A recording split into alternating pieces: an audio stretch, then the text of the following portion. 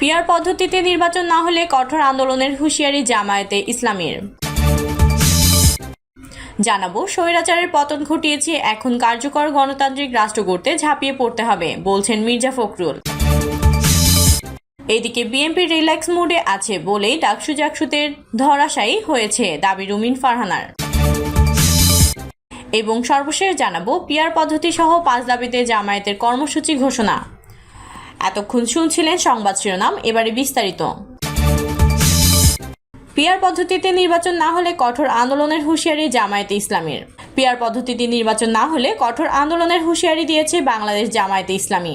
সেই সাথে জাতীয় সনদ সহ 5 দফা দাবিতে বিক্ষোভ কর্মসূচির ঘোষণাও দিয়েছে দলটি। তিনি জানান, 18 সেপ্টেম্বর ঢাকা, পরদিন বিভাগীয় শহর ও 26 তারিখ সারা দেশে বিক্ষোভ মিছিল করবে জামায়াত। তিনি আরও বলেন, জুলাই সনদের আইনি ভিত্তি ছাড়া গণ অভ্যুত্থান ব্যর্থতায় পর্যবসিত হতে পারে। এই একই দাবিতে অনেক দলই আন্দোলনে নামতে পারে বলে উল্লেখ করলেও সেটিকে এখনই যুগপৎ আন্দোলন বলতে রাজি নন মোহাম্মদ তাহের। এই কর্মসূচির বিষয়ে জুলাইয়ের চেতনায় বিশ্বাসী দলগুলোর সাথে আলোচনা চলছে বলেও জানান জামায়াতে ইসলামীর এই নেতা। স্বৈরাচারের পতন ঘটিয়েছি, এখন কার্যকর গণতান্ত্রিক রাষ্ট্র গড়তে ঝাঁপিয়ে পড়তে হবে বলছেন মির্জা ফখরুল। বিএনপির মহাসচিব মির্জা ফখরুল ইসলাম আলমগীর বলেছেন, আমরা দুঃসময় কাটিয়ে উঠে স্বৈরাচারের পতন ঘটিয়েছি, এখন কার্যকর গণতান্ত্রিক রাষ্ট্র গড়ে তোলার সার্বিক প্রচেষ্টায় আমাদের ঝাঁপিয়ে পড়তে হবে। বিএনপির ভেরিফাইড ফেসবুক পেজে এই বাণী পোস্ট করা হয়েছে। বিএনপির মহাসচিব বলেন, দিবসটি আইনের শাসন, মত প্রকাশের স্বাধীনতা, নাগরিক অধিকার, মানবাধিকার ও জবাবদিহিমূলক দৃঢ় ভিত্তি গড়ে তোলাকে সমর্থন করে। দিবসটি পালনের মধ্য দিয়ে গণতন্ত্রের চর্চা ও অনুশীলন উৎসাহিত করা হয়। গণতন্ত্র অর্জনের সংগ্রামে বাংলাদেশ সহ পৃথিবীর বিভিন্ন দেশে যারা জীবন উৎসর্গ করেছেন তাদের প্রতি তিনি গভীর শ্রদ্ধা জানান। জীবনদানকারী শহীদদের রুহের মাগফিরাত কামনা করছেন। আহত ব্যক্তিদের প্রতি সমবেদনা জানাচ্ছেন। তিনি আজকের এই দিনে বিশ্বের গণতন্ত্রকামী মানুষের প্রতি জানাচ্ছেন আন্তরিক শুভেচ্ছা ও অভিনন্দন। গণতন্ত্রের চর্চা অব্যাহত থাকলে কোনো শক্তি মাথাচাড়া দিতে পারে না বলে উল্লেখ করেন মির্জা ফখরুল। তিনি বলেন, গণতন্ত্র এমন একটি শাসন ব্যবস্থা যেখানে জনগণ সার্বভৌম ক্ষমতা প্রয়োগে অংশ নিতে পারে। গণতন্ত্রে জনগণের ইচ্ছাকে গুরুত্বপূর্ণ বিবেচনা করা হয়। নির্বাচিত জনপ্রতিনিধিরা সেবা ও ন্যায়সঙ্গত সিদ্ধান্তে পৌঁছাতে সচেষ্ট হয়। গণতন্ত্রের চর্চা অব্যাহত থাকলে কোনো শক্তি মাথাচাড়া দিতে পারে না, আর সে কারণে জনগণকে কৃতদাসে পরিণত করা সম্ভব হয়নি। বিভিন্ন দেশে একদলীয় দুঃশাসনের কালো থাবা এখনও বিরাজমান বলে উল্লেখ করেন বিএনপির মহাসচিব। এই প্রসঙ্গে তিনি বলেন, 1.5 দশক ধরে বাংলাদেশীয় নাগরিক স্বাধীনতা, ভোটাধিকার, মানবিক মর্যাদা ও মানবাধিকার হরণ করে এক সর্বনাশা আওয়ামী ফ্যাসিবাদ শাসন কায়েম ছিল।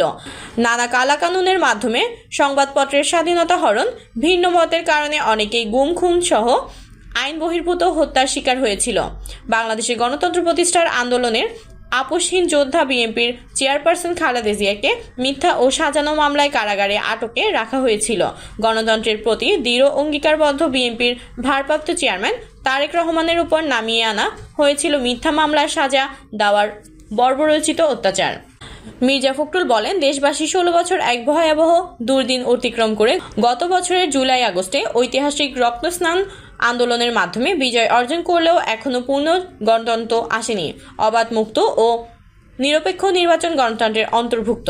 গণতন্ত্রকে স্থায়ী রূপ দিতে হলে নিরপেক্ষ নির্বাচনের ধারাবাহিকতা নিশ্চিত করতে হবে। রাষ্ট্রীয় ক্ষমতার বিকেন্দ্রীকরণ, সর্বজনীন শিক্ষা ও সামাজিক ন্যায় বিচার ছাড়া প্রকৃত গণতন্ত্র সম্ভব নয়।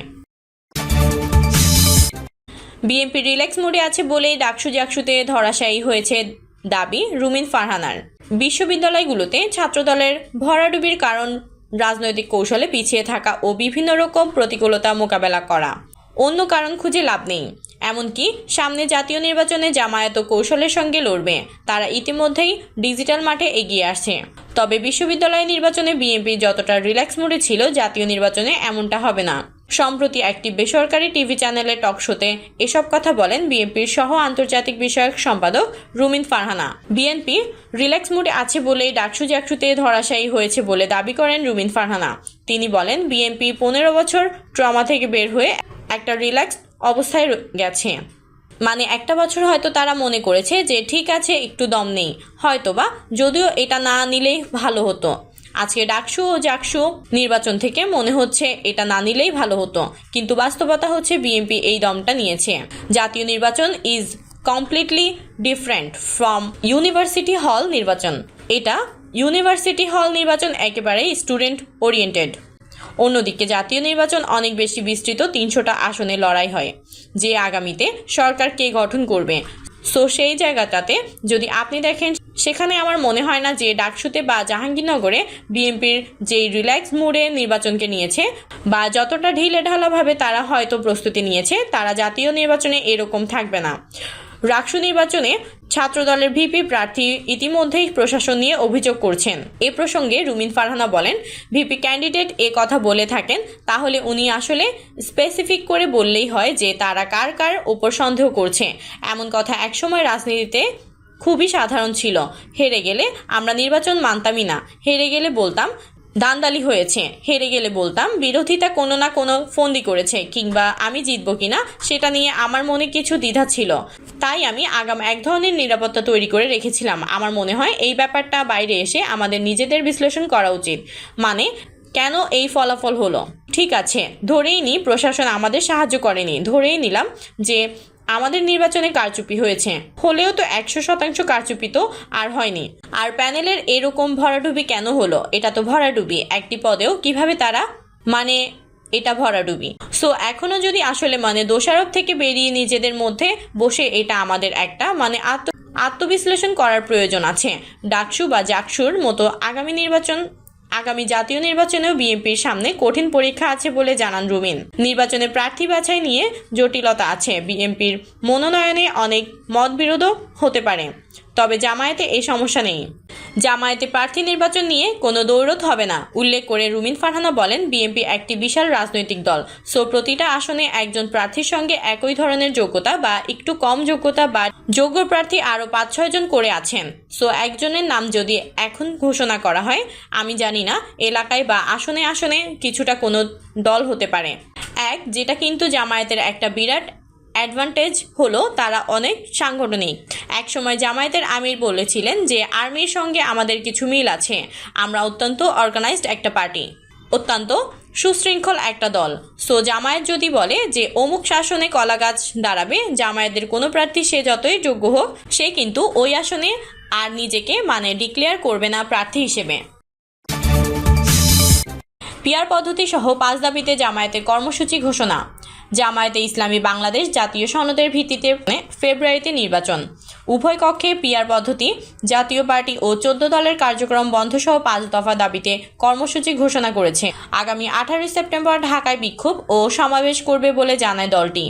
সমমনা আরও কয়েকটি দল এরই মধ্যে প্রায় একই ধরনের দাবি নিয়ে কর্মসূচি দিয়েছে। এ প্রসঙ্গে তাহের বলেন, যেহেতু দাবি এক, প্রত্যেকেই তার নিজের মতো করে কর্মসূচি পালন করবে। এখনও এটি যুগপুত বলছি না। একতরফাভাবে ইসির রোডম্যাপ ঘোষণা করা অন্যায় হয়েছে উল্লেখ করে ডক্টর তাহের বলেন, কালো টাকার ব্যবহার, পেশি শক্তি সহ নির্বাচনী অনিয়ম বন্ধে পিআর পদ্ধতিতে নির্বাচনের দাবি জানাচ্ছি। আমরা লক্ষ্য করছি মানুষের দাবিতে গুরুত্ব দেওয়া হচ্ছে না, তাই গণ আন্দোলনের বিকল্প নেই। আমরা নির্বাচনে অংশগ্রহণ করব না এ কথা কখনো বলছি না, বরং আমরা বলছি আমাদের দাবি মেনে নির্বাচন আয়োজনের জন্য। আমরা জুলাই সনদের আইনি ভিত্তিতে ফেব্রুয়ারিতে নির্বাচন দাবি জানাচ্ছি। তাহের বলেন, অন্য দলের দাবি যৌক্তিক হলে সেটা মানতে বলবো, আমাদেরটা যৌক্তিক হলে আমাদেরটা মানতে বলবো। যুক্তি ঠিক করবে কোনটা যৌক্তিক। পিআরে ভোট দিতে কোনো জটিলতা নেই, বিদ্যমান পদ্ধতির মতোই, কিন্তু জনগণের মধ্যে পদ্ধতিগত জটিলতা থাকবে। নির্বাচন নিয়ে অনিশ্চয়তা আছে বলে মনে করেন না তাহের। তিনি বলেন, ফেব্রুয়ারির আগে আরও 5 মাস আছে, এর মধ্যে আমাদের দাবি পূরণ সম্ভব। নির্বাচন পেছাতেই জামায়াত বিভিন্ন দাবি তুলছে। বিভিন্ন দলের এমন বক্তব্য নিয়ে প্রশ্নের জবাবে তিনি বলেন, এটা তাদের জিজ্ঞাসা করেন কি প্রমাণ আছে আমরা নির্বাচন পেছাতে চাচ্ছি। প্রিয় দর্শক, এই ছিল সর্বশেষ সংবাদ। আপডেট সব সংবাদ পেতে চ্যানেলটি সাবস্ক্রাইব করে বেল আইকনটি ক্লিক করে রাখুন।